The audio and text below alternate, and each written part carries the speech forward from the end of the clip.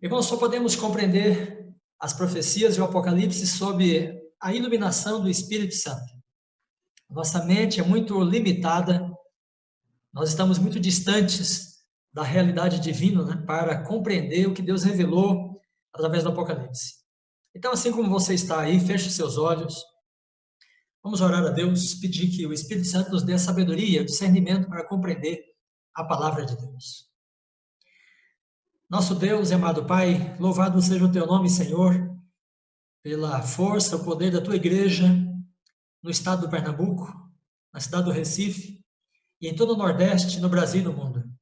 Nós te louvamos, Senhor, porque o Senhor tem guiado e conduzido esta igreja, sua liderança, para que ela possa cumprir a sua missão para o Senhor até o fim. Te dou graças pela oportunidade de poder estar com o pastor Atimar, nosso colega, amigo, de longas datas, seus anciãos, pastores e líderes, que nesta noite, ó Pai, possamos, reunidos em tua presença, ouvirmos a voz do Espírito para guiar os nossos pensamentos, nossa mente, nosso coração, a compreensão da pura e verdadeira palavra do Senhor que emerge do Apocalipse. Pedimos, portanto, tua luz, tua graça, tua unção, e que o Senhor possa nos dar a segurança e a certeza de que em breve veremos o Senhor retornando em glória e majestade. Ó Pai, abençoa a tua igreja, renova a nossa esperança e fortaleça a nossa fé. Não terminamos nossa missão ainda para o Senhor. Não permita que a crise venha abater as pessoas, os missionários, os líderes, mas que possamos triunfar sobre ela, para completar a nossa missão para o Senhor e ver o Senhor retornar. Nas tuas mãos consagramos nossa vida, nossa igreja, em nome de Jesus. Amém. Amém. Ok, irmãos, a igreja adventista tem uma visão muito clara do futuro. E isso é porque Deus diz assim: crede no Senhor vosso Deus, estareis seguros, crede nos seus profetas e prosperareis. E esta igreja nasceu com a vocação profética. Ela não é uma igreja que nasceu por condições sociais, históricas, filosóficas. Essa é uma igreja que nasceu por causa da luz da palavra de Deus, compreendida através das profecias. Então, Tiago White, José Bates, Ellen White, todos os demais pioneiros, quando compreenderam a identidade do povo remanescente de Deus no livro do Apocalipse, no livro de Daniel, então eles ficaram seguros de que eles eram o povo que Deus estava constituindo para preparar o mundo para a segunda vinda de Cristo. Então eles abraçaram esta verdade com muito entusiasmo e zelo, e foi por isso que ela chegou até a América do Sul, até o Brasil, e nós também abraçamos aqui. Nós temos certeza de que o povo de Deus está no caminho certo, e que o Apocalipse tem sido bem compreendido, porque nós temos uma visão muito clara do futuro. Nós olhamos para essa crise e entendemos que o mundo está caminhando na mesma direção que as profecias bíblicas indicam que ele iria caminhar. Então, nessa noite, eu quero falar para vocês sobre o decreto dominical. Eu quero dar uma ampla base bíblica para o decreto dominical, porque, assim como Ellen White diz, uma sentença da palavra de Deus vale por 1000 palavras humanas. Uma luz bem interpretada da profecia vale por muitos artigos de revistas e jornais, por muitas notícias. Eu até poderia falar um pouco mais de notícias, acontecimentos, mas a palavra de Deus é realmente a nossa luz, a nossa fortaleza, a nossa segurança. Então, eu quero convidar você para estudarmos a palavra nesta noite. Então, abra sua Bíblia em Apocalipse capítulo 13, versículos 11 e depois o 16 e 17. Então, diz assim o texto bíblico: vi ainda outra besta emergir da terra, e possuía 2 chifres, parecendo cordeiro, mas falava como dragão. Depois, verso 17 a 16, então diz: e foi-lhe dado comunicar fôlego à imagem da besta, para que a imagem falasse, como ainda fizesse morrer todos quantos não adorassem a imagem da besta. E a todos, pequenos e grandes, ricos e pobres, livres e escravos, faz que lhes seja dada certa marca sobre a mão direita ou sobre a fronte, para que ninguém possa comprar ou vender, senão aquele que tem a marca. Muito bem, irmãos, eu vou compartilhar a tela aqui, nós vamos acompanhar esse tema com vários detalhes e detalhes bíblicos, proféticos. Então, esse material estará disponível para vocês, eu vou enviar para o pastor Otimar em PDF e ele poderá compartilhar com os pastores e anciãos para que possam ensinar nas suas igrejas conforme desejarem. Muito bem, então o decreto dominical, a segunda besta e o decreto dominical. O que a palavra de Deus nos fala acerca do decreto dominical? Pastor Otimar, será os anciãos conseguem ver a gente ali enquanto compartilha a tela? Ainda não está dando esse contato visual com eles? Sim, agora perfeito. Pois bem, irmãos queridos, então o povo de Deus tem a sua atenção voltada para o decreto dominical. Um dia vem, porque assim a palavra de Deus o revela. Muito bem, vamos dar uma olhada em Apocalipse 13, alguns detalhes que são importantes para nós entrarmos no texto e compreendermos o que Deus está falando conosco. Então, Apocalipse 13 tem duas visões, tem a primeira besta, de 7 cabeças, e depois a segunda besta, que tem 2 chifres. É curioso que, quando nós comparamos Apocalipse 13 com Daniel, então percebemos que há uma relação muito, muito estreita entre a primeira besta e a Daniel 7. Porque a primeira besta é como um leopardo, ela tem pés de urso, cabeça de leão e tem 10 chifres. Então, ela reproduz os 4 animais de Daniel 7. A besta mesma, nos 42 meses de ação, ela retoma toda a figura do chifre pequeno do 4º animal de Daniel 7.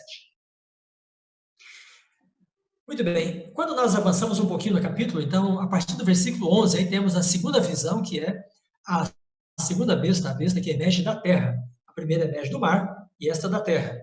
E essa tem 2 chifres, parece um cordeiro. Pois bem, irmãos, é importante percebermos essas conexões da palavra de Deus. João tem uma visão inédita, mas ela reproduz também um pouco da visão de Daniel, capítulo 8.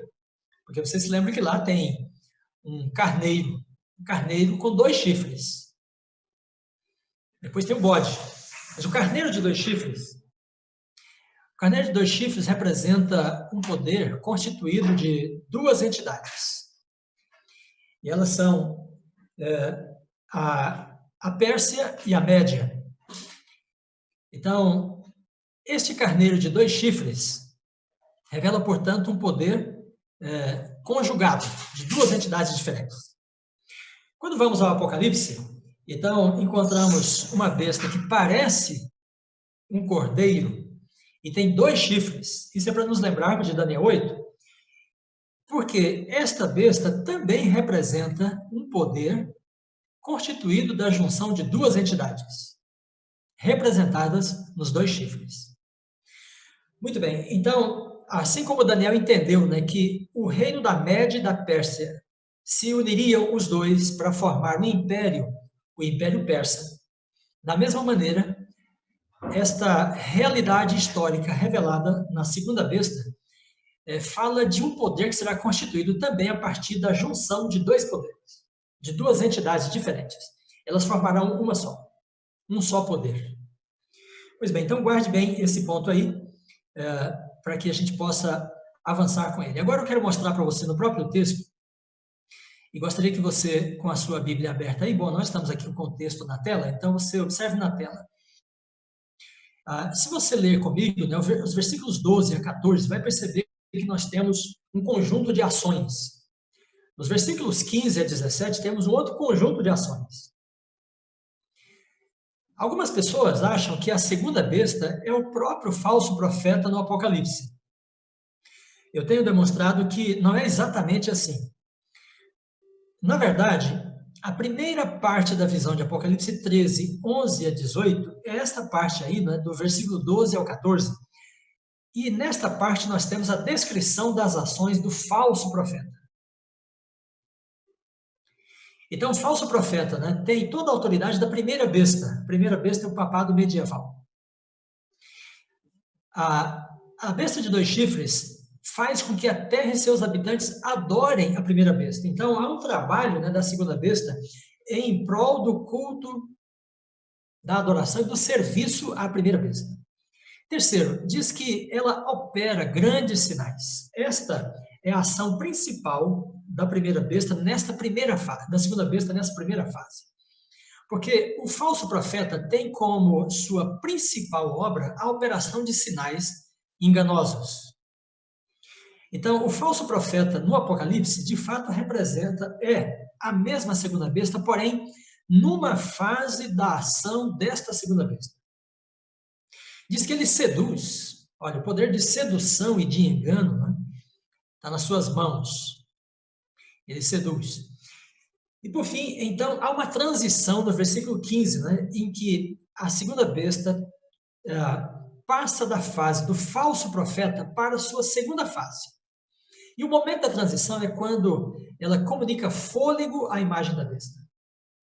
Veja, até agora nós temos uma entidade agindo, esta entidade é um poder religioso, representado pelo falso profeta, tem a ver com culto, adoração, operação de sinais e milagres e sedução. Agora, quando esta entidade comunica fôlego à imagem da besta, então entra em ação uma segunda entidade. E a imagem da besta, então, pode falar e pode fazer morrer. Interessante que falar aqui, veja que ela diz assim, que a besta parece cordeiro, mas fala como dragão. Então, na primeira fase, ela fala como cordeiro, ela fala em nome de Jesus, mas na segunda fase, ela fala como dragão, porque aí agora a imagem da besta entrou em cena. Então, a imagem da besta é capaz de falar como o dragão e de fazer morrer. E ela também é capaz de assinalar as pessoas. Ela classifica, ela impõe um boicote. E esse boicote, então, traz a marca da besta. Para todos, pequenos e grandes, ricos e pobres. Muito bem, irmãos queridos e líderes, pastores. Vocês observaram, então, que nós temos em Apocalipse 13 2 poderes em ação. Um poder religioso, que atua dos versículos 12 até o 14.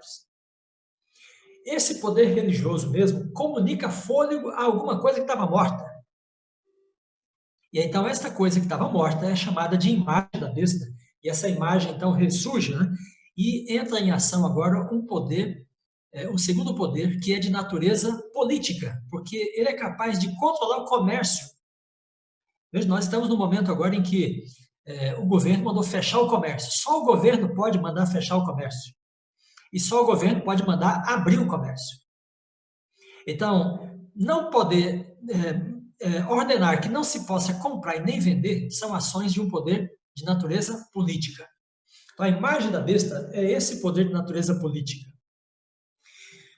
Pois bem, o curioso aqui é que no texto de Apocalipse 13 tem alguma coisa que morre.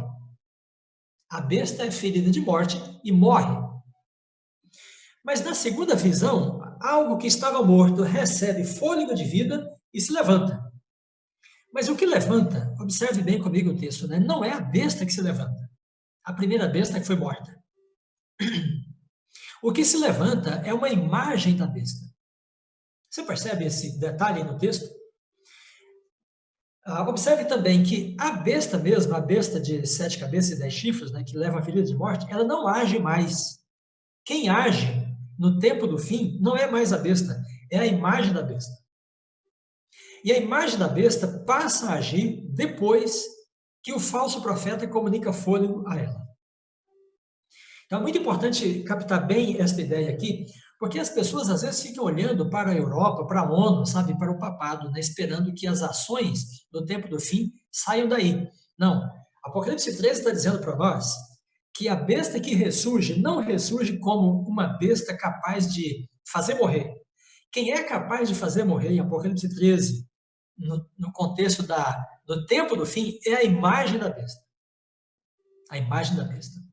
A imagem da besta é a reprodução da besta noutro contexto, em outro lugar, em outro momento. Então, ela é imagem porque ela se parece com a anterior. E aqui tem até uma referência, à criação de Adão.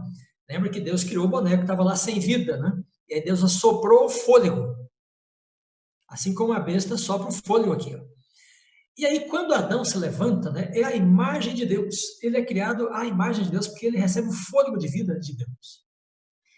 Pois bem, então a segunda besta levanta, né, a imagem da besta e ela se parece com a besta, mas ela é, assim como o homem é a imagem de Deus, mas não é Deus, né?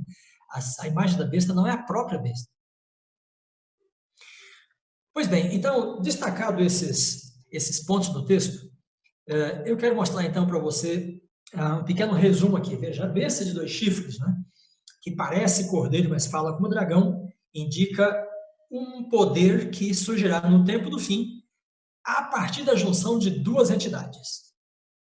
Então, uma entidade que é o poder religioso, que é capaz de operar sinais, seduzir as pessoas e comunicar fôlego, e o poder político, que é capaz de impor um regime de intolerância, que é capaz de fazer não poder mais comprar e nem vender, e assinalar as pessoas. Muito bem, vamos perguntar a Ellen White, e ela vai nos explicar um pouco, né, sobre o que é essa imagem da besta, como que será ela formada.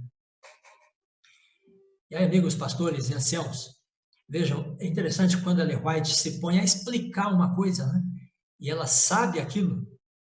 Então, ainda que você descubra uma coisa diferente na Bíblia, você tende a ouvir o que ela disse e voltar e reestudar o que você fez. Agora, às vezes, ela faz uma menção de alguma coisa e não está exatamente ensinando aqui. Ela faz, às vezes, uma menção do que as pessoas pensavam naquele tempo. Nesse caso, ela tinha uma teóloga. E então ela diz assim, o que é a imagem da besta? E como será ela formada? Pois bem, então explica a serva do Senhor. A imagem é feita pela besta de 2 chifres. E é uma imagem à primeira besta. É uma reconstrução, uma restauração da primeira besta. Portanto, para sabermos o que é a imagem e como será formada, devemos estudar as características da própria besta. E como, e essa a própria besta, naturalmente o papá.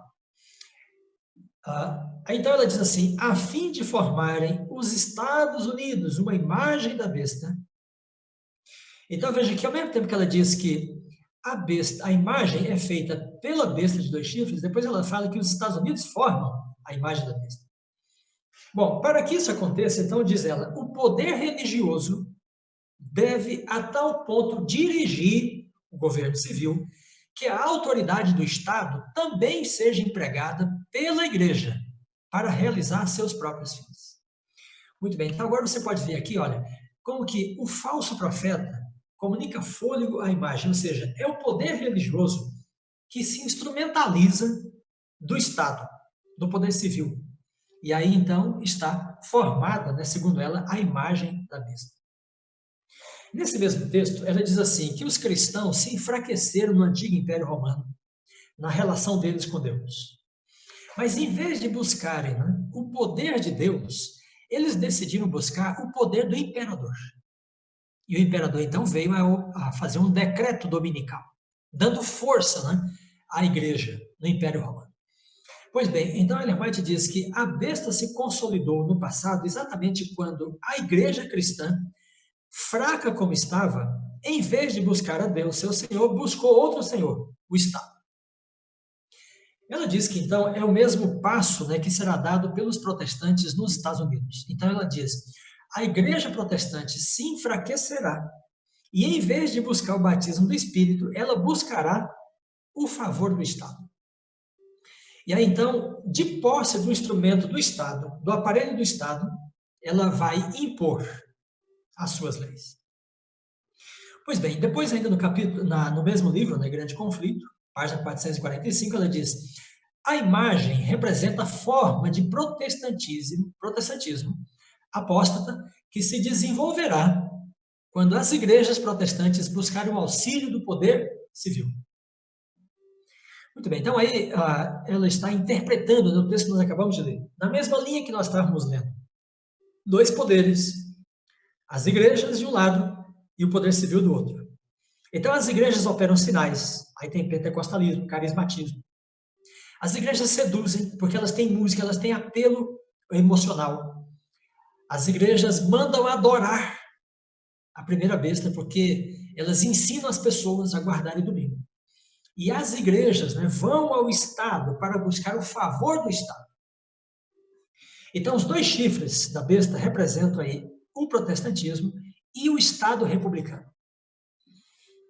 Agora, interessante disso, do pastor Atimar, demais pastores e anciãos, né, é que quando olhamos para a história americana, isso está muito bem desenvolvido no livro O Último Império, né, de minha autoria. Quando olhamos para a história do Estado americano, da cultura americana, né, lá sempre houve dois poderes, desde o início. As igrejas protestantes sempre foram um poder também civil. E o Estado, por sua vez, sempre foi também um poder religioso. O presidente faz o juramento com a mão sobre a Bíblia, o presidente dos Estados Unidos, quando ele toma posse. As igrejas trabalharam com os estados, né, para formulação de leis. Então, são dois poderes. Na proclamação da independência, em 1776, os dois se juntaram, se uniram. Eram os unitaristas, maçons de um lado, representando o poder civil, e os protestantes do outro, se juntaram. Pois bem, o que Ellen White está dizendo é que esses dois poderes foram, então, separados pela Constituição. O muro de separação entre igreja e Estado foi imposto, né, pela Constituição americana. Então, os dois poderes ficaram separados. Mas ela está dizendo que as igrejas vão conseguir, de novo, né, sobrepor ou saltar esse muro de separação, e elas passarão a influenciar o Estado de novo. Depois ela volta, então, a falar no grande conflito ainda, no próprio ato de impor um dever religioso, por meio do poder secular, poder do Estado, formariam as igrejas mesmas uma imagem à besta. Daí a obrigatoriedade da guarda do domingo. Então aí está o decreto dominical. Bem, irmãos, para onde nós olhamos, né, quando nós queremos saber o que é o decreto dominical, quando será ele promulgado? Nós não olhamos para a ONU, para a Organização Mundial de Saúde, na pandemia do coronavírus, não olhamos para a Europa, porque a Serva de Deus está dizendo, com base no texto que lemos, né, que o decreto dominical sairá a partir da influência das igrejas sobre o Estado republicano. Você tem acompanhado muito bem, isso acontece no governo Bolsonaro. Ele já disse assim, eu vou nomear um juiz terrivelmente evangélico, porque os evangélicos estão na base do governo. Mas aqui no Brasil está apenas copiando um modelo que está colocado lá nos Estados Unidos. No governo de George Bush, as igrejas estavam com ele, oravam com ele. Ele trouxe a leitura da Bíblia para as reuniões do Estado, por causa das igrejas. E agora as igrejas estão com o presidente Donald Trump. Inclusive Ben Carson, de vez em quando aparece com Donald Trump, orando com ele. E o Donald Trump, então, fala de oração, fala de jejum. Por que ele fala? Porque ele tem uma base que o sustenta, e essa base vem das igrejas. Ele tem compromisso com essas igrejas. Então, por isso, ele fala coisas para atender o que as igrejas querem. Agora, por fim, irmãos, o que as igrejas querem de Donald Trump e do Estado americano, do governo federal dos Estados Unidos? Elas querem a obrigatoriedade da guarda do domingo. Mais cedo ou mais tarde. Elas querem. E vão alcançar. Porque está profetizado. Muito bem. Então, pastor Atimar, é muito importante, né, que os anciãos, os pastores todos aqui, juntamente comigo, né, tenhamos muito claro em nossa mente que o decreto dominical não vai sair da China, nem da Europa, nem da África, nem da América do Sul. É da América do Norte. É aí que começa. Muito bem. Vamos buscar mais um pouco de base bíblica. Olha só, Daniel, capítulo 2, 7 e 8. Então, ali nós temos 3 visões recapitulativas. Daniel 2 dá uma história, Daniel 7 vem dar mais detalhes, Daniel 8 vem dar mais detalhes. Então, Daniel trata com 5 poderes principais, que são a Babilônia, a Pérsia, a Grécia, Roma e Roma papal, representada no chifre pequeno. Então, veja, esta metodologia de Daniel é a mesma do Apocalipse. Essa metodologia, essa prática, né, da visão profética de Daniel é a mesma de João no Apocalipse. Por que estou dizendo isso agora? Porque, irmãos, ao longo da nossa história, a gente tem visto os Estados Unidos só em Apocalipse 13 e 11. Mas eu quero mostrar para você que os Estados Unidos, com o decreto dominical, estão também em Apocalipse 12, no 13 e no 17. Porque na profecia apocalíptica, nenhum poder importante é revelado uma vez só. Todos eles são dados várias vezes, para não ter dúvida. E para que uma visão ajude você a entender a outra. Então, nós conseguimos entender bem Daniel 7, porque nós já temos Daniel 2. Entendemos Daniel 8, porque nós já temos Daniel 2 e Daniel 7. Muito bem, quando vamos ao Apocalipse, o que temos? Então, no Apocalipse, nós temos o capítulo 12, com a visão do dragão de 7 cabeças, 10 chifres. Apocalipse 13, uma besta de 7 cabeças e 10 chifres. Apocalipse 17, uma outra besta com 7 cabeças, 10 chifres. Ora, essa estrutura que se repete é para dizer para você que os 3 capítulos são paralelos e recapitulativos. Então, o dragão, olha só, aqui ele persegue o filho da mulher. Foi o Império Romano, os soldados romanos que crucificaram Jesus na cruz. Então, o dragão representa Roma. Mas diz que o dragão persegue a mulher por 1260 dias. Apocalipse 12, versículo 6, versículo 14. Então, o dragão também representa o papado medieval que perseguiu a igreja por 1260 dias. E o verso 17 diz assim: o dragão persegue os remanescentes da mulher que guarda os mandamentos de Deus e tem o testemunho de Jesus. Pois bem, irmãos, quem é o poder que vai impor intolerância aos que guardam os mandamentos de Deus, incluindo o sábado? O poder dos Estados Unidos da América. Então, os Estados Unidos já estão referidos nas ações do dragão em Apocalipse 12 e 17, como o poder que vai impor uma perseguição aos que guardam os mandamentos. Muito bem, então, se as 7 cabeças do dragão podem representar Egito, Assíria, Babilônia, Pérsia, Grécia, Roma e Roma papal, quando avançamos para o capítulo 13, então tem uma besta de 7 cabeças de novo, e aí diz assim: uma de suas cabeças é ferida de morte. Então, a besta atua por 42 meses, 1260 dias, então ela recebe uma ferida em uma das suas cabeças. Muito bem, esta cabeça que é ferida, irmãos, é o papado medieval. Está aqui, Roma papal, versículos 5 e 7. E as outras cabeças? As outras cabeças são Egito, Assíria, Babilônia, Pérsia, Grécia, Roma. Muito bem, só que depois, então surge uma segunda besta. E a segunda besta, então, produz a imagem da primeira besta, ou seja, ela vai levar à constituição de um poder que é muito parecido com a primeira besta. E esse poder, então, traz a marca da besta. Apocalipse, capítulo 13, verso 11 a 18. Depois, quando avançamos para o capítulo 17, então, aí o anjo dá o mistério, ele fala assim: João, agora eu vou te fazer entender, Aqui está o sentido que tem sabedoria. As 7 cabeças são 7 reis. Um existe, olha, no tempo de João era Roma que existia. Um está para vir. Então, 5 já haviam passado. Egito, Assíria, Babilônia, Pérsia, Grécia. E daí ele fala, e a besta também é um 8º. Bom, então, em Apocalipse 13, nós temos uma besta de 7 cabeças e depois uma segunda besta. Em Apocalipse 17, temos uma besta de 7 cabeças e que depois tem um anexo de uma 8ª cabeça. Uma espécie de 8ª cabeça. Então, o que temos nessas 3 visões?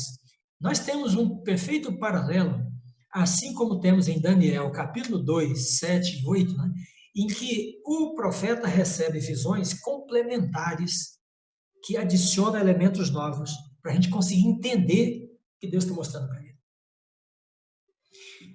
Chama a sua atenção para esse ponto aqui. Olha só, Daniel tem uma visão profética de um período de tempo limitado, da Babilônia até a volta de Cristo.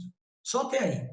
Ele nada fala acerca do que veio antes de Babilônia e nada fala do que vem depois de Roma papal. Quando nós colocamos Daniel dentro do Apocalipse, então Daniel cabe aqui nesse intervalo, da Babilônia até Roma papal. O Apocalipse acrescenta para nós, então, dois outros poderes, Egito e Assíria, que são dois impérios, e acrescenta o último poder, que é o poder dos Estados Unidos. Então, nós podemos colocar Daniel dentro do Apocalipse, mas nunca podemos colocar o Apocalipse dentro de Daniel. Isso porque, quando o anjo fala com Daniel, capítulo 7, ele fala assim, Daniel, os 4 animais são 4 reis. Mas quando o mesmo anjo fala com João, em Apocalipse 17, ele diz assim, as 7 cabeças são 7 reis. Então, Daniel fala só de 4 reis, enquanto que o Apocalipse fala de 7 reis. Então, a visão do Apocalipse é de um período maior. Na verdade, irmãos, o Apocalipse fala da queda de Lúcifer, antes do pecado na Terra, até a Terra renovada após o milênio, enquanto que Daniel fala só daquele trecho ali. Pois bem, esse poder, então, já referido em Apocalipse 12, 17, persegue os que guardam os mandamentos. Esse mesmo poder da imagem da besta em Apocalipse 13, que impõe a marca da besta. E esse mesmo poder representado pelo 8º rei em Apocalipse 17. Olha só, ele tem uma guerra contra o povo de Deus. Essa guerra, em Apocalipse 12, é contra os que guardam os mandamentos. Em Apocalipse 13, é contra os eleitos, melhor, em 17, 14, é contra os eleitos e fiéis. E no capítulo 13 é contra os que não têm a marca da besta. Pois bem, senhores, esses 3 grupos são um grupo só. Então, no capítulo 12, os que guardam os mandamentos de Deus são o mesmo grupo no 13 que não tem a marca da besta. Por isso não pode comprar e nem vender. E é o mesmo grupo dos eleitos e fiéis em Apocalipse 17. Portanto, o poder que vai persegui-los é também um poder só. O mesmo. O poder da segunda besta. Como é que vai persegui-los? Vai fazer guerra contra eles através de um decreto dominical. Porque eles guardam os mandamentos de Deus. Observe que aí o decreto dominical já está sugerido no capítulo 12, porque qual é o país, né, que vai fazer uma perseguição porque as pessoas não matam? Porque as pessoas não roubam? Não, essas são leis de todos os países. Então, a perseguição ao povo que guarda os mandamentos, né, é por causa de um mandamento específico. É aquele que distingue, que separa, né, que diferencia o povo de Deus do restante. É aquele mandamento que, na prática, impõe uma outra atitude, porque altera a jornada da semana. Muito bem, então aqui nós temos a base bíblica do decreto dominical. Veja bem, por que o diabo faz esse decreto contra o povo de Deus? Esse decreto, irmãos, ele vem, eu vou mostrar para vocês um precedente dele na Pérsia. Mas esse decreto, né, é a investida de Satanás contra o povo de Deus ao longo da história. Porque olha o que Ellen White diz. Desde o início do conflito no céu, desde o princípio, tem sido o intento de Satanás subverter a lei de Deus, enganando os homens e levando-os assim a transgredir a lei de Deus. O último grande conflito entre a verdade e o erro não é senão a luta final da prolongada controvérsia relativa à lei de Deus. Por isso, ele persegue os que guardam os mandamentos de Deus. Muito bem, a lógica disso aí, irmãos, dessa tabela toda de João e de Daniel, é mais ou menos assim. O diabo é o príncipe deste mundo, Jesus disse, né? Aí vem o príncipe deste mundo, ele nada tem em mim. O diabo é o príncipe deste mundo. Porque ele tirou esta posição de quem? De Adão. Adão era o príncipe desse mundo. Façamos uma nossa imagem e semelhança e tenha ele domínio sobre tudo. Então, quando Adão e Eva pecaram, atenderam a serpente, então a serpente tomou o lugar de Adão como príncipe desse mundo, Lúcifer. E aí, quando em Daniel, por exemplo, né, diz assim, o príncipe do rei da Pérsia. Então, Gabriel diz que o príncipe do rei da Pérsia atrapalhou ele. O príncipe do rei da Pérsia é Lúcifer. O príncipe do rei da Grécia, diz Daniel de novo, né, é o mesmo Lúcifer. Então, ele é o príncipe, ele foi o príncipe do Egito, da Síria, da Babilônia, da Pérsia, da Grécia, Roma, papal, e será dos Estados Unidos. quando ele consegue, né, influenciar o império contra o povo de Deus, ele quer, na verdade, banir o povo de Deus da face da terra. Ele tentou isso, né, com o povo de Israel no Egito. Lembra do faraó matando todas as crianças? Ele queria acabar com o povo de Israel no Egito, irmãos. O povo estava crescendo, né? O povo que guardava a lei de Deus. Então, o príncipe desse mundo não quer a presença de um povo, né, de uma comunidade, no principado dele, que reivindica a lei de Deus. Então, ele tenta impor uma lei, né, contrária à lei de Deus, para que no principado dele ninguém esteja guardando uma lei que não é a lei dele. Então, isso que Ellen White está dizendo aqui, né? O último grande conflito entre a verdade e o erro é a luta final da prolongada controvérsia relativa à lei de Deus. No ponto do quarto mandamento, especificamente. Muito bem, então, agora vamos ver alguns eventos históricos, né, que lidam com o decreto. Eu quero mostrar para você que o decreto dominical não é uma novidade no Apocalipse, nem no grande conflito. Então, por exemplo, aí temos o decreto da Pérsia. Nos lembramos bem da Pérsia, né? Então, ali estava aquela moça que se tornou rainha no concurso de beleza, Esther. Tio dela, Mardoqueu, não reverenciava Amã. Ele passava, todo mundo curvava, menos Mardoqueu, porque esse só se curvava diante do Deus eterno.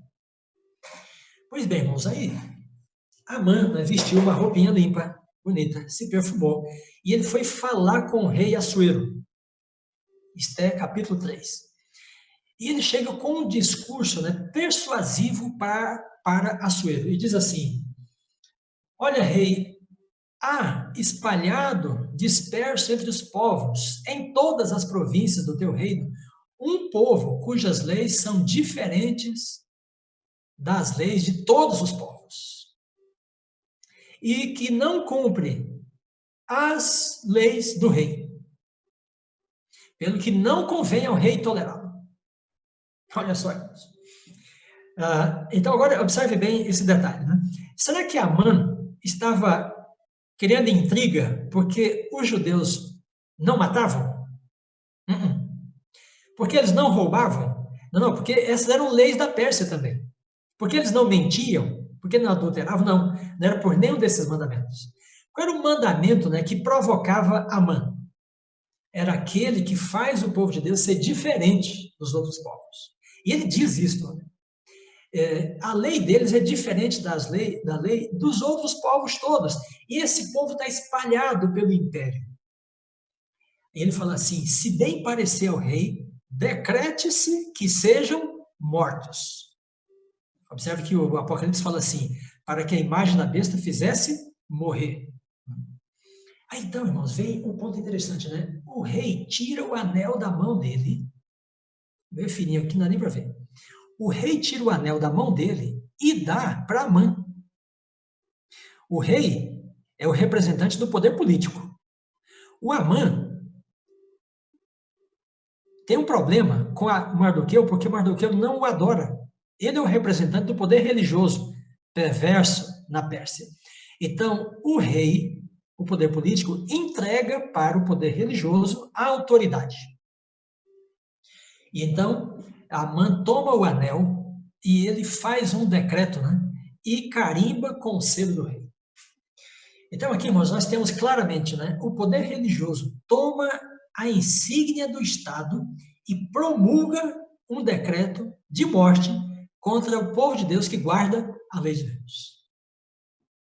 Então, lá na Pérsia já estava uma religião falsa, representada pela Meretriz, que antagonizava a religião verdadeira do povo de Deus. Por causa de quê? Porque eles guardavam os mandamentos de Deus. Assim como o remanescente em Apocalipse 12, 17. E então vem um decreto de morte para aqueles que guardavam o sábado. Muito bem. Nós temos outro decreto. Então, esse é o decreto na Pérsia. Depois um decreto no Império Romano. Todos os impérios decretaram contra o povo de Deus, desde o Egito. Então, Constantino, foi buscado pelos bispos, pelos cristãos. Ele diz que se tornou um cristão também. E ele então promulgou um decreto. O decreto dele não era um decreto de morte, era um decreto para a guarda do domingo, não necessariamente para a transgressão do sábado. Mas deu ao domingo, né, uma dimensão civil, legislativa, o decreto de Constantino. Então, é o primeiro decreto que textualmente tem o venerável dia do sol, ou domingo. Embora ele diga, né, que os que lavram o campo possam trabalhar no domingo, o objetivo dele era que, com o decreto, uma veneração para com o dia do sol crescesse no Império Romano. Muito bem, irmãos, olha só. Quando lemos, Ellen White fala, Mensagens Escolhidas, né, que o vinho, o cálice na mão da mulher, são duas coisas: imortalidade da alma e santidade do domingo, ou adoração do sol. Essas duas coisas estiveram presentes desde o Egito e atravessam todos os impérios até os Estados Unidos da América. Imortalidade da alma, culto do sol. Se você buscar na internet, vai ver, tem inúmeras imagens, né, dos egípcios adorando o sol, os assírios adorando o sol, os babilônios adorando o sol. São inúmeras. Então, santidade do domingo ou do sol, e adoração do sol, e imortalidade da alma, o vinho de Babilônia, esse vinho contaminou todos os impérios e corre até o último império. E é por causa dessas duas heresias que os impérios se levantam contra o povo de Deus que guarda os mandamentos de Deus. Pois bem, vamos chegando mais próximo de nós. Agora nós temos um decreto, né, na Inglaterra. Então, se você buscar na internet, puder ler em inglês, né? Então tem esse livro, A Day Apart, é um livro sobre o sábado, desse jornalista Christopher Hingwald. E ele conta, né, várias passagens na história ocidental acerca do sábado e do domingo. Não é um adventista. Então ele diz que na Inglaterra, né, no início do século XVII, um ministro anglicano chamado Nicholas Bound começou a ensinar que profanar o sábado era profanar a Deus. O Lutero, Calvino, eles não deram importância ao dia de guarda. Não é que eles desprezaram, mas eles não deram importância. Uma atenção especial entre os protestantes para com o dia de guarda começou na Inglaterra, com esse ministro chamado Nicholas Bound. Então ele começou a ensinar, início do século XVII, que o povo de Deus deve guardar o dia do Senhor. Então aí isso se tornou uma característica do puritanismo, que foi a parte da igreja anglicana inglesa, né, que mais se dedicava a Deus e ao estudo da Bíblia. Então recebeu esse codinome, né, de puritanismo. Muito bem, então o livro diz assim: os puritanos ingleses passaram a ensinar que trabalhar no sábado era um pecado tão grave quanto matar ou cometer adultério. Agora, veja bem, não é o sábado do sétimo dia. O sábado para eles era no primeiro dia da semana. Então, para esses puritanos ingleses, trabalhar no primeiro dia da semana era um pecado tão grave quanto matar, cometer adultério. Muito bem, e aí um sujeito chamado John Trask, está aí essa foto dele, né? Ele e a mulher dele, Dorothy, eles começaram a guardar o sábado, mas no sétimo dia, na Inglaterra, ainda pelo ano 1618, início do século XVII. Foram os primeiros protestantes a guardar o sábado no sétimo dia. Pois bem, irmãos, o que aconteceu com John Trask? Ele foi sentenciado a ser chicoteado, ridicularizado, mutilado e condenado à prisão perpétua, acusado de conspiração. Por que a Inglaterra o condenou assim? Porque ele guardava o dia do Senhor no sétimo dia. Então, ele se tornou líder, né, de uma seita, um grupo, que foi considerado extremista, por causa de duas coisas. Eles guardavam o sábado no sétimo dia e eles não comiam carne de porco, ou guardavam a dieta mosaica. características da Igreja Adventista do Sétimo Dia, mas bem antes da Igreja Adventista surgir. Olha só, irmãos, tragicamente, né, infelizmente, o John Trask, na prisão, titubeou. E ele se retratou. Mas a mulher dele, não. Dorothy ficou firme. E ela passou 25 anos na prisão por guardar o sábado.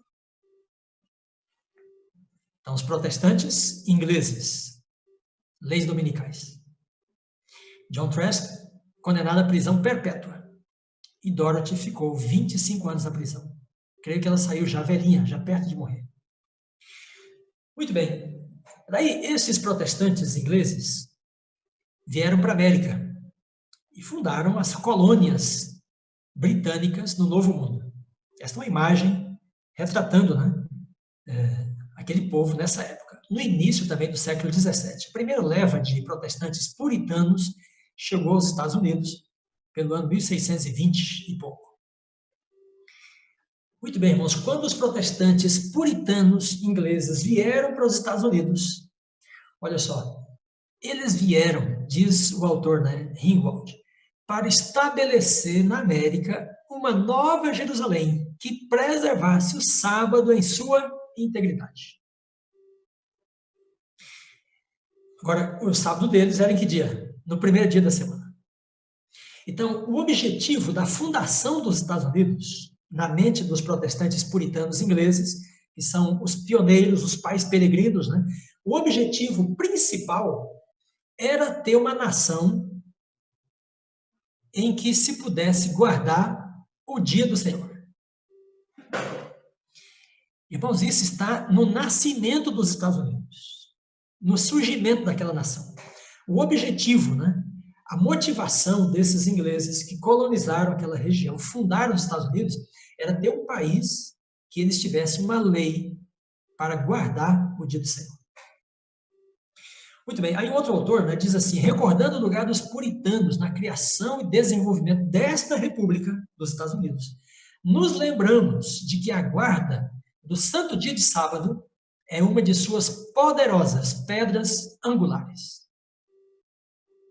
Veja, o Brasil não tem isso, a Argentina não tem isso, a África do Sul não tem isso, a China não tem isso. Nenhum país do mundo tem esta fundação. Então, no nascimento dos Estados Unidos, né, a guarda do dia do Senhor era, segundo esse autor diz, né, uma pedra angular. Então, isso está no DNA dos Estados Unidos. Nós não vemos hoje, nós temos distante da história. Agora, observe, irmãos, que o sábado era no primeiro dia da semana. Isso era porque eles não queriam fazer uma homenagem ao papado, porque eram protestantes. Então, não usavam, né, o nome do dia que os católicos usavam para evitar essa ligação com o papado. Pois bem, as colônias americanas logo se desenvolveram nelas uma legislação dominical, com pesadas e graves penalidades para as violações. Então, as colônias americanas, as 13 primeiras colônias, todas elas tinham leis dominicais. E veja, com pesadas e graves penalidades para quem violasse. Esse autor Grip diz assim, que a Nova Inglaterra foi a primeira colônia, aprovou leis que proibiam não só crimes sexuais, mas também blasfêmia, embriaguez, jogos de azar e violação da santidade do sábado, por meio de comportamento inadequado. Então, uma legislação dominical já fazia parte dos Estados Unidos em seu nascimento. Pois bem, irmãos, então nós temos aí uma base bíblica e temos também uma base histórica, né, para pensarmos sobre decreto dominical, ou leis religiosas na América. Então, eu quero acentuar para você o objetivo primário da fundação dos Estados Unidos pelos protestantes era fundar uma nação em que o dia do Senhor pudesse ser guardado por força de lei. E essas colônias tinham, então, leis dominicais. Por que elas não estão mais em vigência? Porque os maçons fundaram a República e disseram, não deve haver união de igreja e Estado. Então veio o muro de separação. E daí as leis dominicais ainda predominaram em alguns estados americanos por algum tempo. Até o final do século XIX, alguns estados ainda tinham leis dominicais. Ellen White fala disso. Só que houve uma jurisprudência na Suprema Corte que colocou todas elas fora de vigência, mas elas existem até hoje. Os Estados Unidos não precisam mexer na Constituição para ter um decreto dominical. Basta que a Suprema Corte revise essa jurisprudência e os estados coloquem essas leis em vigência novamente. Muito bem, quando é que isso acontece? Aí voltamos para o tema que nós estávamos, né? Quando os Estados Unidos, o país da liberdade, se aliar ao papado a fim de dominar as consciências e obrigar as pessoas a reverenciar o falso sábado, os povos de todos os países do mundo serão induzidos a imitar seu exemplo. Então, o decreto dominical começa onde? Começa lá. E todos os povos do mundo serão induzidos, após os Estados Unidos, a seguir o mesmo exemplo. Então, irmãos anciãos, que nos estão conosco aí pelo Facebook, YouTube e etc., não haverá uma lei global. Não há um governo global no Apocalipse. Há um império, e então a lei é estabelecida lá e as demais nações vão reproduzir essa mesma lei. E o decreto impondo a veneração desse dia se estenderá a todo o mundo, diz ela. Está aí no Eventos Finais, página 85. Então, aquele decreto se estenderá para as demais nações, aliadas dos Estados Unidos ou aquelas sobre quem os Estados Unidos impõem força, impõem um regime de intolerância, sanções, etc. Muito bem, mais alguns detalhes que ela dá para nós sobre esse decreto. Olha, será feita a alegação. Observe bem esse ponto aqui, irmãos. Está muito próximo do contexto que nós estamos vivendo. Será feita a alegação de que a corrupção que rapidamente se alastra pode ser atribuída em grande parte à profanação do descanso dominical. Então, ela está dizendo que os religiosos vão se ocupar de justificar a corrupção, a perda da ordem do mundo, por causa da profanação do dia do Senhor. Então, eles vão dizer que a imposição da observância do domingo vai melhorar grandemente a moral da sociedade. E vão insistir nisso, especialmente na América do Norte, onde a doutrina do verdadeiro sábado tem sido mais amplamente pregada. Então, ela está dizendo aqui que onde a doutrina do sábado for pregada, ali as pessoas vão atribuir à guarda do sábado a culpa pelos problemas da sociedade. Irmãos, o mundo na crise do coronavírus, perdendo a estabilidade, e agora as revoluções. Esta situação mostra para nós muito claramente, né, o que vai acontecer quando se colocar um culpado por tudo isso. O que as pessoas fariam com aquele soldado americano, né, que matou o negro lá debaixo do joelho dele? Presumivelmente, o que as pessoas farão àqueles que forem acusados de serem os causadores dos problemas do mundo. Ela está dizendo que a guarda do dia do Senhor será considerada ser a causa da desordem da sociedade. Então, por um lado, a profanação do domingo e a guarda do sábado. As duas coisas interrelacionadas. Depois diz ela ainda, né, o decreto determina a marca da besta. É muito importante esse ponto aqui. Ela diz que a observância do domingo, né, pelos católicos, protestantes, evangélicos, pentecostais, não é a marca da besta ainda. E não será até que saia o decreto. Então, você não pode dizer para a pessoa que guarda o domingo que ela está com a marca da besta. Ela está dizendo claramente, né, que quando o decreto for promulgado, então guardar o domingo se torna a marca da besta. Antes do decreto, a guarda do domingo não é o sinal da besta. Ou seja, as pessoas não estão assinaladas por guardar o domingo, né, sem que haja esse decreto. Muito bem, então esse é o primeiro decreto, né, mas ela fala de um segundo. Ó. Se expedirá um decreto, por fim, contra os que santificam o sábado. Então tem um primeiro decreto para mandar guardar o domingo. Aí as pessoas que passam a guardar ou continuam guardando em face do decreto, então essas estão marcadas com a marca da besta. Depois vem um segundo decreto, né, que é para proibir a guarda do sábado. Depois ele diz, o segundo decreto será muito semelhante ao de Assuero, promulgado na Pérsia. Então o decreto de Assuero era que os judeus seriam mortos. O segundo decreto, irmãos, é um decreto de morte para quem guarda o dia do Senhor no sétimo dia. Então, veja, quanto tempo vai levar do decreto dominical que sai nos Estados Unidos e se estende por todo o mundo? Não sabemos. Quanto tempo vai durar entre o primeiro decreto para se guardar o domingo e o decreto para não se guardar o sábado? Também não sabemos. Mas o fato é que são 2 decretos, diz a serva do Senhor claramente. Muito bem. Aí, pastor Otimar, eu vou caminhar então para a finalização com um ponto que eu já lidei aqui com os pastores, né, na Pernambucana uma vez, agora vamos mostrar para os anciãos.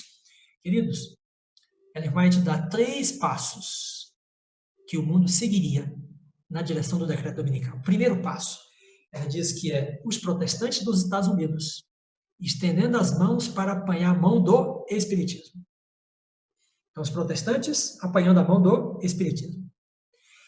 Segundo passo, a outra mão se estende para apanhar a mão do poder romano. Então, aí protestantismo unido com o espiritualismo, espiritismo, e unido também com romanismo. Terceiro passo, uma vez unidos aí os 3, os Estados Unidos seguirão as pegadas de Roma com a imagem da besta. Então, a besta, né, é a estrutura de poder na Europa medieval que perseguiu os cristãos. A imagem da besta é essa mesma estrutura, mas na América, para perseguir aqueles que guardam os mandamentos de Deus.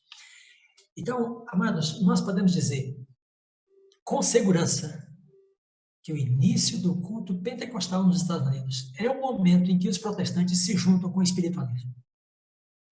Eu citei vários autores no livro Cristãos em Busca do Êxtase, comprovando que o culto pentecostal e carismático é muito mais parecido com o culto das religiões afro do que com o culto protestante ou o culto cristão. Então, a abertura para o carismatismo e pentecostalismo com estas cenas e imagens de pessoas que entram em transe, que deliram, que rolam pelo chão, é a abertura do protestantismo para o espiritualismo. Irmãos, onde quer que a música for badalada ao ponto de tirar a consciência das pessoas, a lucidez do pensamento delas, ali os espíritos terão ação sobre as pessoas. E ali se estabelece um culto espiritualista. Muito bem. 1906, os protestantes deram a mão ao espiritualismo. O Papa não podia entrar no território americano.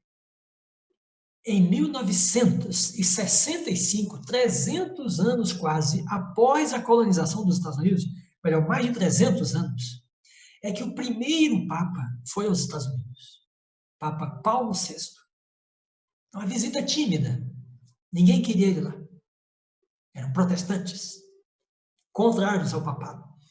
Pois bem, irmãos, para comemorar 50 anos da ida do Papa aos Estados Unidos, o Papa Francisco foi aos Estados Unidos em 2015 e foi recebido como a consciência moral da humanidade.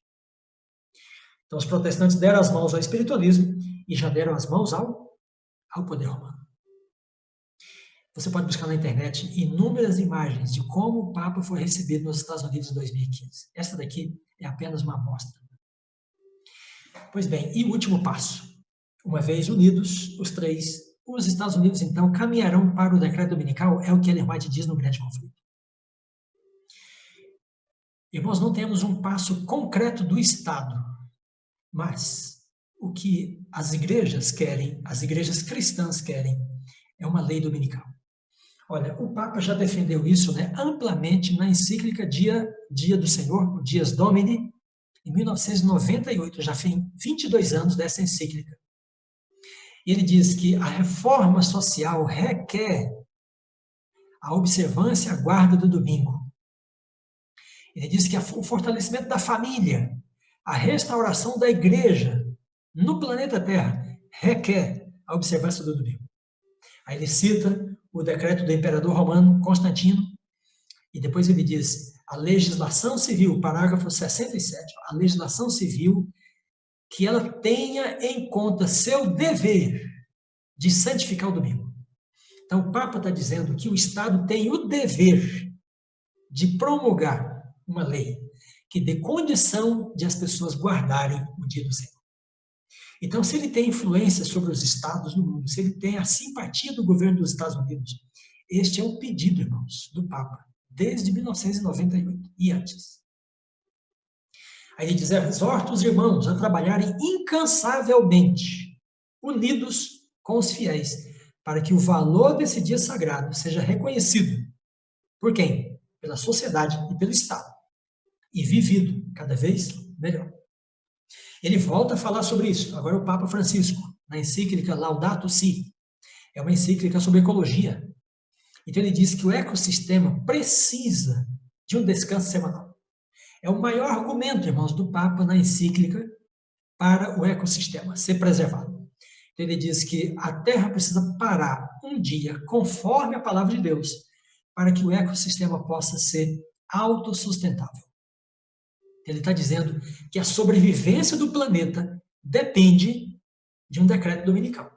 Ele não usa essa expressão, mas deixa claro que o sistema, o ecossistema só poderá sobreviver a partir desse regime de um descanso semanal garantido pelo Estado, conforme a palavra de Deus diz. E ele diz que Deus ordenou, e aí vem, então, o descanso da terra, um dia por semana. Irmãos, a encíclica Laudato Si está sendo estudada pelos católicos no mundo inteiro. Eu disse, no mundo inteiro. É hoje o principal documento do catolicismo. De estudo, de pregação, de reflexão, de trabalho. E veja, o outro Papa disse, nós devemos trabalhar incansavelmente. E esse agora está dizendo, o ecossistema precisa, urgentemente, um descanso semanal. Pois bem, irmãos, há um movimento pelo domingo na Europa, o chamado Sunday Alliance. Aliança pelo domingo. Você pode visitar o site uma hora dessas. Sunday Alliance. É um movimento chamado Aliança pelo domingo. Esse mesmo movimento está nos Estados Unidos também, com o nome de Lord's Day Alliance. Aliança do Dia do Senhor. Estão todos na internet. Muito bem, nós estamos finalizando. Agora, irmãos anciãos, pregadores, missionários, calebes, povo da esperança, pregadores das 3 mensagens angélicas, observe o que Ellen White diz. Ela diz, até aqui, os que apresentavam as verdades foram considerados como simples alarmistas, as verdades da mensagem do terceiro anjo. Afirmou-se confiantemente que esse país, os Estados Unidos, jamais se tornariam outro, senão o que tem sido, defensor da liberdade religiosa. Agora veja, mas, ao ser a questão da obrigatoriedade da observância do domingo amplamente agitada, vê-se aproximar o fato há tanto tempo duvidado e descrido, e a terceira mensagem produzirá um efeito que antes não seria possível produzir. Irmãos, o que ela está dizendo é que essa discussão pelo domingo vai dar um realce e uma legitimidade tal à verdade presente que ela produzirá um efeito e produzirá frutos como não eram possíveis produzir antes. Ou seja, esses acontecimentos legitimam, endossam, dão a coerência da pregação das 3 mensagens angélicas. Então ela diz, quando isso for amplamente discutido no mundo, a mensagem do terceiro anjo tomará um poder de atração que antes não era possível. E então ela produzirá resultados que também antes não eram possíveis. Irmãos, nós estamos diante do momento em que a nossa mensagem é legitimada pelos acontecimentos. Isso não acontecia 30, 40 anos atrás. Essas 2 encíclicas legitimam a previsão do decreto dominical feita no grande conflito há mais de 120 anos. Na verdade, há mais de 140 anos, quando ninguém falava desse assunto. Então, a senhora está dizendo, ao ser a questão da obrigatoriedade do domingo amplamente agitada, a terceira mensagem produzirá um efeito que antes não era possível produzir. Ela será alçada ao centro das atenções do mundo. A mensagem da esperança, a mensagem da volta de Jesus, as 3 mensagens angélicas para preparar o mundo para a volta de Jesus. Irmãos queridos, tenham convicção, tenham firmeza, tenham segurança de que essa mensagem que nós pregamos é o Evangelho eterno e vai iluminar a terra toda com a sua glória, pela graça de Jesus, pelo poder do Espírito Santo. Ela diz, a substituição da lei de Deus pela autoridade do domingo. Será o último ato no drama. Então, quando essa substituição se tornar mundial, universal, Deus então se revelará. Aguardamos com ansiedade esse momento. Irmãos, a libertação final do povo de Deus está assegurada pela palavra de Cristo. Não importa quão frágeis o povo de Deus, os filhos de Deus pareçam aos olhos do mundo, a aparente derrota se converterá em vitória. Pois no auge da batalha do Armagedon, o Senhor fará ouvir a sua voz majestosa e fará ver o golpe do seu braço, que desce com indignação e ira. E então um cântico haverá entre vós, como na noite em que se celebra uma festa santa. É quando o povo de Deus perseguido será vindicado para sempre. O Senhor fará descer o seu braço forte. E então haverá um cântico entre vós, como na noite em que se celebra uma festa santa. Que Deus te abençoe e que você esteja como parte daqueles que vão celebrar esta festa santa. Fique firme, fique fiel, cumpra a sua missão. Amém.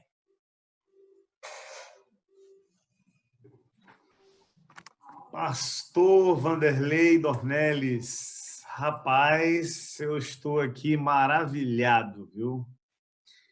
Esse é o meu sentimento essa noite. Eu glorifico e exalto o nome de Deus. Eu glorifico e exalto o nome de Deus por essa mensagem linda, poderosa, bem estudada, bem embasada. Que Deus continue te abençoando. Amém. Amém. A todos nós. A todos nós. Mas, olha, eu já ouvi muito. Você sabe, nós dois somos da mesma turma do IAD de 87. Nós somos com 30 anos de ministério. Seus cabelos estão brancos, os meus caíram quase todos. Eu ouvi muito sobre o decreto dominical, mas o que você falou hoje à noite, Deus tem te usado, vai continuar te usando de maneira poderosa. Amém. Linda mensagem, louvado seja o nome de Deus. Chegaram aqui algumas perguntas. Obrigado aí ao Tiago, nosso Tiago Luiz aí, esse servo de Deus da mídia, ele que está nos ajudando. Valeu, viu, Tiago? Eu sei que você está por trás aí, né? Dos bastidores. A gente está aqui com 433 pontos. Se a gente colocar aí 3 pessoas por ponto, 4 pessoas, a gente vai ter aí 1.500 pessoas aqui só em um ponto, né? A gente, de repente, pudesse fazer aí 3 perguntinhas aí para você. Aqui tem a primeira, que é do Eli Araújo, de Vicência. Está vendo aí, pastor Emílio? Vicência. Pastor Vanderlei, o Eli está perguntando, é o decreto dominical o sinal para a gente sair das cidades? Não sei se ouviu bem a pergunta, ouviu? Muito bem, Eli. Ellen White fala claramente, isso está na compilação de eventos finais, né? Então, ela diz que o sinal para os cristãos em Jerusalém era quando Roma sitiasse a cidade. Eles deveriam sair da cidade. E consta que nenhum cristão morreu em Jerusalém no ano 70. Os judeus permaneceram e morreram. Então, Jesus deu um sinal para eles saírem. E Ellen White retoma este sinal e diz que o decreto dominical é o sinal para o povo de Deus se desligar, se afastar um pouco das cidades. Agora, é muito importante manter em mente que ela também diz assim, o povo de Deus não pode sair das cidades antes que a mensagem tenha sido terminada nessas cidades.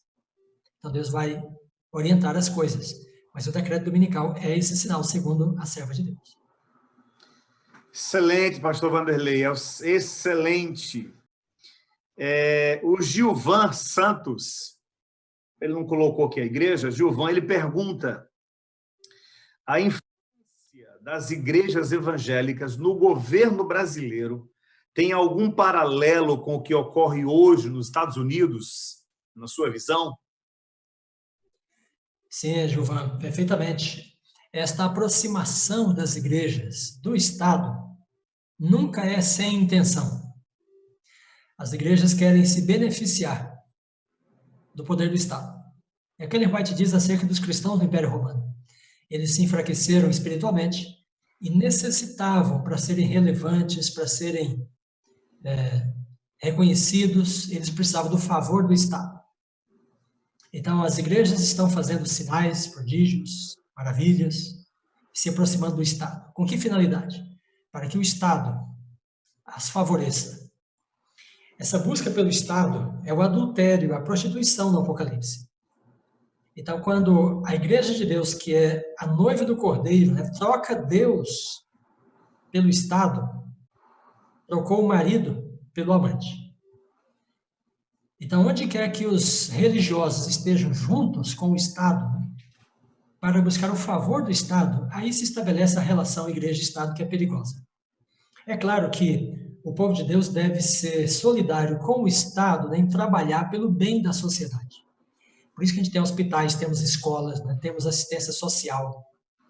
E Ellen White sempre foi muito sábia nisto, e disse que o povo de Deus tem de participar das questões da sociedade, mostrar que é um povo interessado no bem-estar das pessoas. Mas é diferente quando as igrejas buscam o Estado por favores, para ter canais de televisão, para ganhar terrenos, para implementar medidas e, sobretudo, para buscar leis que favoreçam a religião. Então, toda relação de igreja e Estado é perigosa. Obrigado, doutor Vanderlei. Mais uma pergunta aqui, do irmão Isais, lá de Paulista. Essa semana a gente esteve pregando aqui na igreja dele, irmão Isais. Muito bem, ele pergunta: quando o decreto dominical for promulgado, será rápida a sua aplicação no mundo todo, na sua visão? A aplicação do decreto no planeta, se vai ser rápido, não vai ser rápido? Como é que você entende isso? Não há como prever, porque não é dado um tempo para isso, não é um tempo profético para isso, sabe? Agora, o que sabemos é que o decreto dominical só será promulgado a partir de uma situação de extrema emergência. Então, as pessoas só aceitam uma coisa como esta, quando elas estiverem persuadidas de que isso vai garantir a sobrevivência. Então, o George Knight fala claramente no livro A Visão Apocalíptica, que as situações de emergência criam condições para o Estado legislar de forma autoritária sobre a sociedade. É como essa situação que nós estamos vivendo. O governo fala para você ficar dentro de casa, você tem de ficar dentro de casa. O governo diz que seu salário pode ser cortado pela metade, você aceita isso. O governo diz que as escolas fiquem fechadas, elas fecham. O governo diz que as igrejas devem fechar, elas fecham. O governo diz que elas podem abrir, aí elas abrem. Então, ou seja, uma situação de emergência empodera o Estado. Daí ele pode fazer leis que em outras circunstâncias as pessoas não aceitariam. Mas, se elas forem convencidas de que essas leis vão garantir a sobrevivência delas, então elas aceitarão. Então, se uma situação de emergência como essa que nós vivemos, se instalar e se prolongar, e houver um entendimento de que uma lei que fortaleça a família, a religião, o ecossistema, poderá garantir a vida na Terra, então os países vão aderir a esta lei rapidamente. Então, quanto mais forte for a situação de emergência, quanto mais global ela for, mais ela será persuasiva para que as nações venham a aderir a uma lei dessa natureza. Então, quão rápido nós não podemos precisar, mas nós podemos intuir que a situação de emergência, quanto mais global ela for, mais ela vai empurrar os países a aceitar e a seguir um exemplo como este. Muito bem. Obrigado, pastor Vanderlei. Tem mais uma pergunta aqui do Flávio. aqui de Recife. Ele diz: irmãos, a respeito do Oriente Médio, incluindo Israel, que guarda o sábado, como será? A pergunta dele deve ser assim, pastor Vanderlei: se Israel guarda o sábado, né, e é um parceiro político da América que vai guardar o domingo, eu estou interpretando aqui, né? E guardar o domingo, como é que fica essa relação aí, né? Israel, que guarda o sábado, e América, que vai guardar o domingo, né? Irmãos, tudo que podemos dizer é que a economia é a coisa que azeita, né, todas as relações, muito mais do que a religião. Então, quando o dólar estiver envolvido, quando as empresas estiverem envolvidas, quando o comércio estiver envolvido, né, então as demais coisas poderão ser sacrificadas. É verdade que alguns muçulmanos não vão aceitar, alguns judeus não vão aceitar, batistas do sétimo dia não vão aceitar, mas eles serão pressionados. Então, quanto mais participação os países e as pessoas tenham no mercado econômico, mais forte sobre elas será a pressão e mais tendência elas terão de aceitar. Porque o que move o mundo hoje é a economia. Então, se a relação de Israel com os Estados Unidos, né, é tal, por causa da economia, então Israel fica na condição, né, ou na necessidade de aceitar certas imposições, certas exigências. É como que nós vemos agora. Os Estados Unidos gostariam até de fazer uma guerra contra a China. Eles não podem fazer, porque eles dependem da China, e a China depende dos Estados Unidos. E essa dependência é econômica, comercial. Se as questões religiosas, de saúde, né, interferirem nessa relação comercial, então elas estariam sendo mais fortes do que a relação comercial. Mas elas não são. A coisa mais forte hoje no mundo, né, é a economia. No Brasil a gente vê isso claramente. Os políticos sempre dizem: se a economia estiver bem, o processo de impeachment não avança. Mas se o povo não estiver indo bem economicamente, o processo de impeachment avança e dá certo. Porque, como diz o ditado americano, né? It's the economy, stupid. Eles dizem, é a economia estúpida. É um ditado americano. Então, ou seja, é a economia que determina as relações dos países e da sociedade. Então, com base nisso, nós podemos supor, estou dizendo que isso é uma suposição, né, que pessoas que têm outras crenças serão, então, forçadas, serão contrariadas e elas deverão ceder de alguma maneira para manter seus benefícios. Muito bem, vamos fazer mais uma pergunta aqui, então. Essa é do pastor Alberto. Pastor Alberto é um pastor nosso aqui, São Lourenço da Mata. Ele diz: pastor, a série The Family na Netflix fala sobre a influência da religião no governo dos Estados Unidos. Sabe informar se estas informações têm alguma relevância profética? Bom, eu não conheço a série. Não sei se o pastor Ele disse que o que dos Estados Unidos é uma série chamada The Family, que passa na Netflix. Essa série fala sobre a influência da religião no governo dos Estados Unidos. sim. Sabe informar se essas informações têm alguma relevância profética? Muito bem, pastor, sua colocação é importante. Na internet, se você tem interesse, pode buscar o artigo, né? É escrito em inglês, com o nome The Civil Religion, a religião civil, de Robert Bellah. Então, Robert Bellah é um pesquisador americano, né, que se tornou famoso porque ele conseguiu mostrar que o Estado republicano americano é um Estado também religioso. Além de ser um poder civil, ele é também um poder religioso. Então, ele usa vários argumentos muito convincentes para mostrar que Sim, o governo dos Estados Unidos, né, o presidente dos Estados Unidos é uma espécie de pastor da nação. Então, por exemplo, um acontecimento, né, quando Bill Clinton foi acusado lá, e ele poderia sofrer impeachment, né, aí, então ele pediu perdão, e ele disse que se sentia como Davi, né, que também tinha pecado, mas que o Senhor perdoava. Então, naquele momento, o presidente dos Estados Unidos se identifica, né, com o rei Davi, porque na memória americana, o presidente dos Estados Unidos não é só um líder, né? Ele é um sacerdote de Deus. Porque eles entendem que eles são o novo Israel, e o presidente dos Estados Unidos é a mesma figura, né, do rei de Israel. É um corregente com Deus. Por isso que ele faz o juramento, né, com a mão sobre a Bíblia. Por que ele jura com a mão sobre a Bíblia? Porque ele entende que a Bíblia é a Constituição. Então ele jura lealdade a essa Constituição. Além desse fato, há muitos outros, né? O presidente sempre menciona Deus nos seus discursos, todos eles, todos os presidentes, né? A cédula do dólar tem a frase "In God we trust", em Deus nós confiamos. Então, é uma república marcada, né, por essa dimensão religiosa fortemente.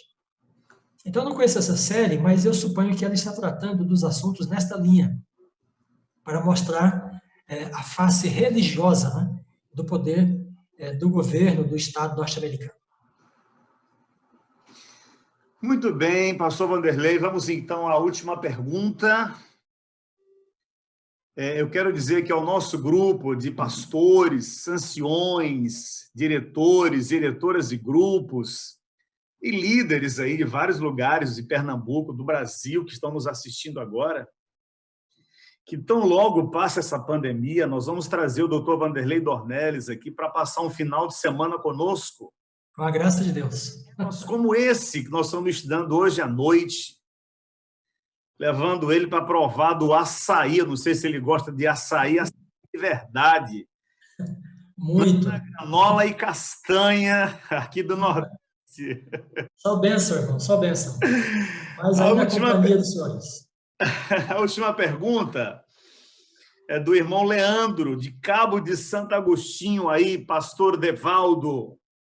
De acordo com o decreto dominical, só os adventistas serão salvos? Eu não entendi o início da pergunta, pastor Timar. Ele pergunta, de acordo com o decreto dominical, só os adventistas serão salvos, né? Eu acho que ele está entendendo que só os adventistas estarão guardando o sábado, né? Eu acho que deve ser mais ou menos por aí. Muito bem, Leandro, veja que Apocalipse 18, né? Então, no contexto da chuva serôdia, Deus fala assim: sai dela, povo meu. Meu. E Ellen White diz claramente que há mais servos de Deus em Babilônia do que na igreja de Deus, hoje. Então, eles ouvirão o alto clamor. Eles receberão um chamado, vão se juntar. Agora, não é necessariamente uma junção assim institucional. O povo de Deus vai estar espalhado pelo mundo inteiro. Então, não tenha dúvida, muitos evangélicos, protestantes, pentecostais, carismáticos, católicos, muçulmanos e judeus estarão juntos com o remanescente fiel, o remanescente escatológico, nos últimos dias. Ellen White chega a dizer que pessoas importantes da sociedade, como juízes, representantes, deputados, empresários, também vão testemunhar da sua fidelidade a Deus e vão fortalecer com esse testemunho o povo de Deus. Então, assim como Gamaliel e tantos outros, né, se converteram, sacerdotes, né, e a conversão de um deles era um novo sopro de vida, sabe, sobre os apóstolos. Né? Então, assim também vai acontecer nos últimos dias. Muita gente que é povo de Deus ainda está fora do redil dele. Muita gente. Que nós nos surpreendamos. Amém. Glória a Deus por isso. Meus amigos, nós queremos agradecer mesmo para valer Dr. Vanderlei Dornelles, por esse seminário extraordinário. Eu vou ler aqui o comentário de um pastor nosso, pastor Zildo. Pastor Zildo fez aqui um comentário no nosso grupo.